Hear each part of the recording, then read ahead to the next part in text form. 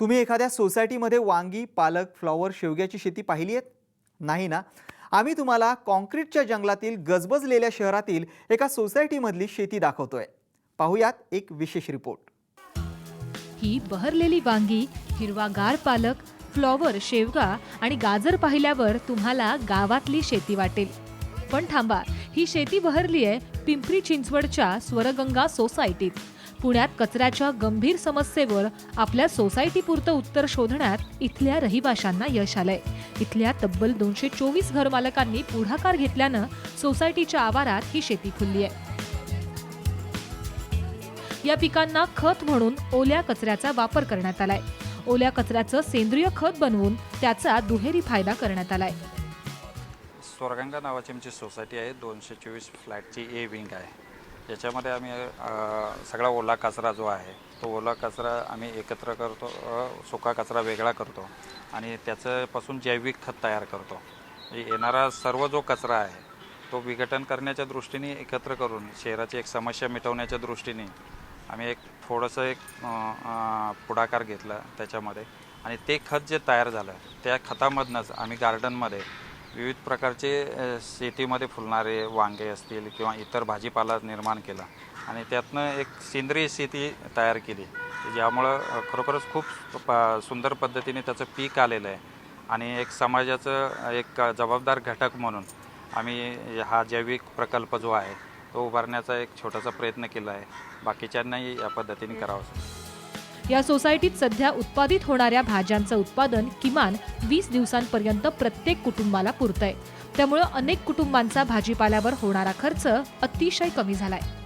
हा आमचा प्रकल्प चालू करण्याच्या पूर्वी साधारणपणे आम्ही 22 ते 23 ड्रम खर्च आमचा दररोज कचरा महानगरपालिकेमध्ये जायचा, म्हणजे महानगरपालिकेच्या कचरा कुंडीमध्ये जायचा. पण आम्ही हा प्रकल्प चालू केल्यापासून आणि ओला कचरा सुका कचरा वेगळा केल्यापासून साधारणपणे 8 ते 10 ड्रमच कचरा फक्त आम्ही महानगरपालिकेच्या कचरा विभागाला देतो. त्याच्यामुळे याचा एक फायदा असा झाला की जो कचऱ्याचं जे बर्डन आहे, जी मोठी समस्या आहे आपल्या शहरातील कचरा विघटनाची किंवा कचऱ्याच्या नियोजनाची, ती त्याच्यावरती थोडाफार एक आमच्या साईडनी एक छोटंसं फुलाची पाकळी म्हणून आमच्याकडनं एक आम्ही सहकार्य चालू केलेलं आहे. तसा आमचा काही विचार नव्हता, पण आम्ही ज्या पद्धतीने हे असलेल्या जागेचा वापर करून हे करतोय, तर आम्हाला असं वाटतंय की ही एक सगळी गोष्ट आणि बाकीच्या नागरिकांनी, शहरातल्या नागरिकांनी जर अशा पद्धतीने जर केलं तर त्याचा आपल्या शहरालाच चांगला फायदा होईल. या शेतीमुळे सोसायटीतलं वातावरण प्रसन्न आणि प्रदूषणमुक्त राहतंय. या मळ्यामुळे लहान मुलांना भाजीपाला कसा पिकवला जातो याची माहिती मिळतेय. शहरातल्या लोकांना भाज्या कशा बनतात आणि कशा पिकवल्या जातात ते माहीत नसतं. मुलांना म्हणा किंवा आम्हाला सुद्धा म्हणा माहीत नसतं. पण इथं हे उपक्रम राबवल्यामुळे आम्हाला ह्याची सगळी जानकारी सगळी भेटते की कसे भाज्या पिकवल्या जातात आणि कोणत्या भाज्या कुठं लावायच्या तर ते चांगल्या पिकतील, शेडमध्ये कोणत्या लावायच्या किंवा उन्हात कोणत्या लावायच्या ते सगळं कळतंय. आणि ऑक्सिजन आमच्या सोसायटीमध्ये खूपच वाढलेलं आहे. आज पुण्या मुंबईसारख्या शहरांना कचऱ्याच्या गंभीर समस्येला तोंड द्यावं लागतंय.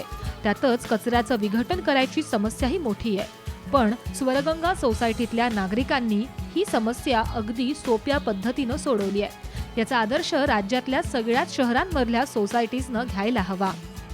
दिलीप कांबळेसह ब्युरो रिपोर्ट, साम टीव्ही, पिंपरी चिंचवड.